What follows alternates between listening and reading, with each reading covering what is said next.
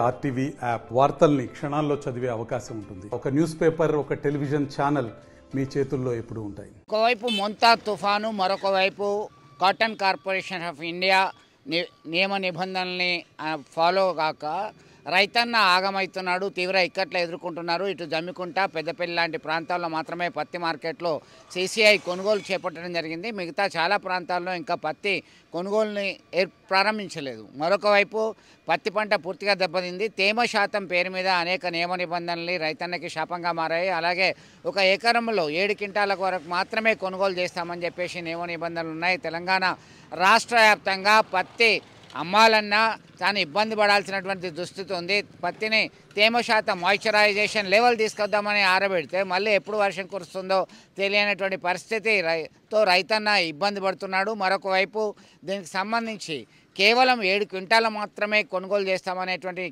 కఠినమైనటువంటి నిబంధనలు ఉన్నాయని చెప్పేసి ఆవేదన వ్యక్తం చేస్తున్నారు. మొత్తం మీద ఇప్పటికీ జమ్మికుంట ప్రాంతంలో మాత్రమే కొనుగోలు ప్రారంభమయ్యాయి. ఇక్కడ మాత్రమే కొనుగోలు చేస్తున్నారు.